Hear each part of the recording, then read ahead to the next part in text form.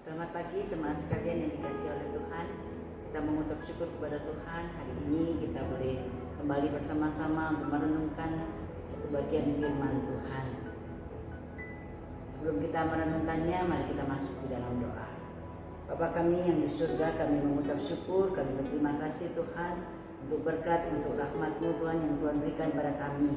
Dan saat ini Tuhan, kami mengucap syukur karena Engkau membangunkan kami dengan tubuh yang sehat.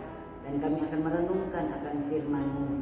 Berkati hamba-Mu, jadikan hamba-Mu berkat buat setiap kami yang pada hari ini mendengarkan dan juga merenungkan akan firman-Mu. Dalam nama Tuhan Yesus kami menyerahkannya. Amin.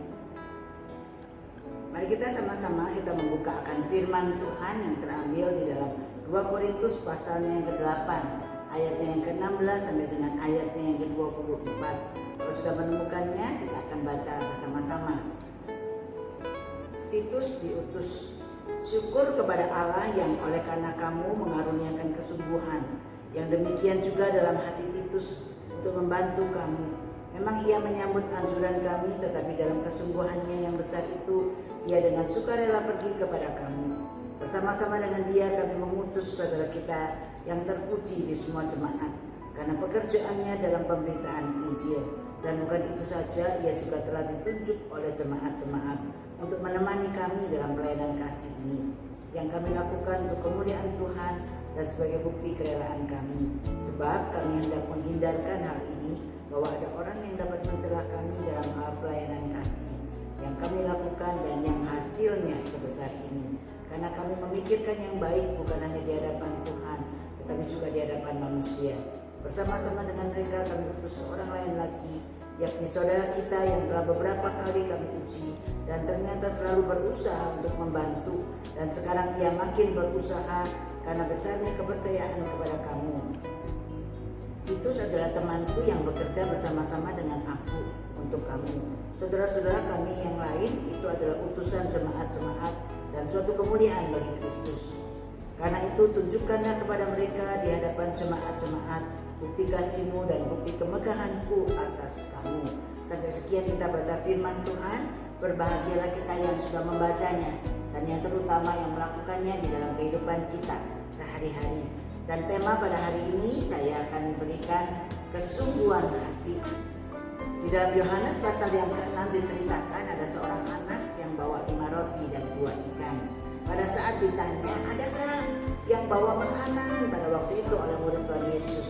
Dan ia dengan kesungguhan hatinya rela menyerahkan 5 roti dan 2 ikannya. Hal ini yang membuat makanan itu menjadi berkat. Saudaraku sekalian yang dikasihi oleh Tuhan, Rasul Paulus di dalam 2 Korintus pasalnya yang ke-8, ia juga mengatakan bahwa Titus di dalam ayat 16 dikatakan seperti ini. Syukur kepada Allah yang oleh karena kamu mengaruniakan kesungguhan yang demikian juga dalam hati Titus untuk membantu kamu. Di sini kita bisa melihat bahwa Titus adalah seorang yang punya kesungguhan hati sehingga dipakai oleh Rasul Paulus untuk menjadi teman seperjalanannya. Dan kita bisa lihat mengapa sih Rasul Paulus mengatakan bahwa Titus itu mempunyai kesungguhan hati. Kalau kita lihat bersama-sama di ayat 19 dikatakan bahwa jemaat sendiri juga merasakan kesungguhan hati daripada seorang yang namanya Titus. Kita bisa lihat Bapak Ibu sekalian, kalau seseorang itu punya kesungguhan hati, orang lain di sekitarnya juga bisa merasakan apa yang ada di dalam hatinya. Dan ini jemaat juga yang menunjuk Titus untuk menjadi rekanan kerja daripada Paulus. Dan kita bisa lihat pelayanan yang mempunyai kesungguhan hati amat diperlukan, karena Rasul Paulus itu mau melakukan pelayanan yang berhubungan langsung dengan pemberian atau dikatakan pelayanan kasih. Apa itu pelayanan kasih? Pelayanan kasih ini pelayanan yang bersangkut paut dengan kepercayaan. Ada orang yang memberikan uangnya kepada Rasul Paulus, dan Rasul Paulus akan membagikan itu uang-uang ini, dan ini yang mereka sebut dengan pelayanan kasih. Oleh karena itu dia membutuhkan rekanan yang punya kesungguhan hati, yang dengan sungguh-sungguh mau membantu dia.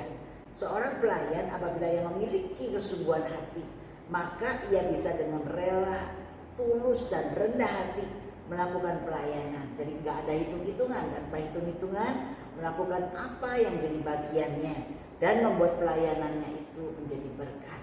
Bapak Ibu sekalian yang dikasihi Tuhan, kita bisa melihat pelayanan kita itu bisa dirasakan oleh orang-orang di sekitar kita pada saat kita melakukannya dengan kesungguhan hati.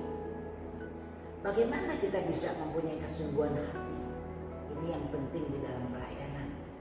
Bahwa hanya ada satu jawabannya, yaitu kita mohon kepada Tuhan untuk menjamah kita dan memberikan hati kita penuh dengan kesungguhan, sehingga kita dapat melayani dengan baik, penuh dengan kerelaan, dan pelayanan kita pun bisa dirasakan dan jadi berkat bagi orang lain. Saudaraku sekalian yang dikasihi oleh Tuhan, kita bisa tahu pada saat kita tidak ada kesungguhan hati, tidak ada kerelaan, pelayanan kita tidak ada artinya, dan orang lain tidak bisa merasakan apa yang kita sudah lakukan. Saudaraku sekalian yang dikasihi oleh Tuhan, sama halnya dengan seorang anak kecil yang kita lihat tadi di dalam Yohanes. Di dalam Tuhan Yesus mengatakan Tuhan memberikan 5.000 makan orang. Apa yang terjadi di situ? Anak kecil ini seorang anak-anak yang biasa. Ya, dia datang mendengarkan firman Tuhan. Dia cuma bawa bekal 5 roti yang kecil dan 2 ikan yang kecil juga. Ya, pada saat dia dengar firman Tuhan, dia tidak berhenti di sana. Pada saat dia dengar firman Tuhan, itulah firman itu yang mengubah hatinya, sehingga dia punya kesungguhan hati yang menyebabkan dia itu boleh dipakai oleh Tuhan untuk jadi berkat. Bagaimana dipakai oleh Tuhan? Pada saat muridnya Tuhan Yesus mengatakan, adakah di sini yang membawa makanan? Apa yang dilakukan anak kecil ini? Dia langsung mengatakan, saya bawa makanan. Saudaraku sekalian yang dikasihi Tuhan, kesungguhan hati ini diperoleh dari mana? Dari firman Tuhan yang dia dengar. Dia masuk di dalam hati, dia kecap itu, dia rasakan, yang mengubah hidupnya. Anak kecil itu biasanya suka egois, tetapi kita bisa lihat anak kecil ini pada saat dia dengar firman Tuhan itu mengubah hidupnya. Dia tidak egois lagi, bahkan dia mengatakan saya bawa makanan. Dia tidak simpan makanannya dulu, dia tidak ambil dulu makanannya, tapi dia seluruh makanannya dikasihkan ke murid Tuhan Yesus. 5 roti dan 2 ikan. Berarti dia punya konsekuensi, dia tidak makan, tapi dia punya kerelaan hati. Jadi kita bisa lihat Bapak Ibu sekalian, pada saat seorang anak kecil aja punya kesungguhan hati, dia punya hati yang rela untuk memberi.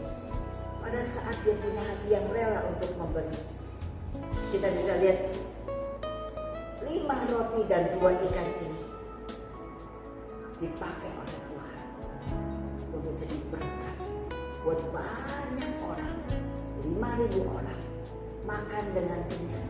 Bahkan anak kecil ini pun menerima berkat. Pada saat dia memberikannya, dia tidak tahu bahwa itu akan jadi berkat buat dia.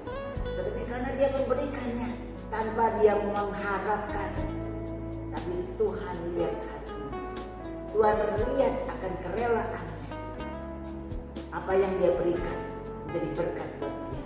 Tadinya barangkali itu 5 roti dan 2 ikan tidak akan mengenyangkan dia. Tetapi pada saat dia memberikan, dia dikenyangkan oleh makanan dia sendiri. Karena dia tidak egois, karena dia tidak rakus, tapi dia mau memberi. Saudaraku sekalian yang dikasihi oleh Tuhan, prinsip kesungguhan hati harus dipunyai oleh seorang anak Tuhan, oleh seorang murid Tuhan. Karena seorang murid Tuhan bisa menjadi seorang murid karena dia harus punya kesungguhan hati, kerelaan hati untuk jadi berkat. Amin Bapak Ibu sekalian yang dikasihi Tuhan. Setelah kita mendengarkan firman Tuhan pada pagi hari ini, kita mohon kepada Tuhan yang empunya langit dan bumi ini. Kita mohon supaya Tuhan memberikan kepada kita kesungguhan hati, sehingga pada saat kita dibuat oleh Tuhan punya kesungguhan hati, kita pasti rela melayani Tuhan dengan segenap hati kita.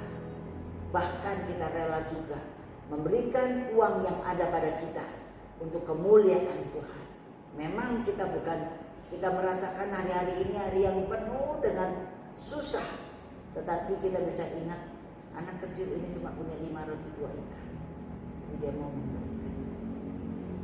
Kita lebih dari 5 roti. Kita lebih daripada punya 2 ikan. Di mana kita? Mari kita berdoa.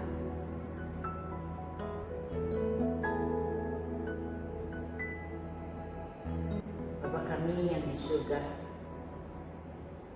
memang tidak mudah Tuhan untuk kami boleh memberi, tetapi kami akan mudah Tuhan akan memberikannya apa yang kami punya. Tuhan tolong kami, jamah kami, berikan pada kami kesungguhan hati, sehingga kami punya hati yang rela Tuhan untuk memberikan di dalam pelayanan Tuhan. Karena kami tahu pada saat kami memberikan, Tuhan tidak tinggal diam, karena Tuhan akan memberkati kami, karena kami dengan rela memberikannya Tuhan. Terima kasih Tuhan. Jangan biarkan Tuhan kami ada di balik B itu Tuhan. Ada sesuatu karena kami memberikannya, kami mohon berkat daripada Tuhan. Tuhan tolong hapuskan semuanya itu Tuhan. Jangan ada niatan untuk kami seperti itu, tapi biarlah kami boleh punya hati yang tulus. Kami memberikannya karena kami mau melayani. Karena Engkau terlebih dulu melayani kami. Karena Engkau terlebih dulu Tuhan mati buat kami. Karena kasih-Mu Tuhan yang telah mengubahkan kami, menjadikan kami menjadi seperti saat ini. Terima kasih Tuhan. Biarlah firman Tuhan itu pun boleh menjadikan kepegangan buat kami, kekuatan buat kami untuk menghadapi hari-hari depan kami. Terima kasih Tuhan. Di dalam nama Tuhan kami Yesus Kristus kami berdoa. Amin. Amin ya Bapak Ibu sekalian yang dikasihi Tuhan. Ingat, hari depan kita di tangan daripada Tuhan. Tuhan sudah mengasihi kita, rela mati di atas kayu salib. Mari kita mohon sama Tuhan, beri kesungguhan hati. Kita mau rela melayani. Amin. Selamat pagi, Tuhan Yesus.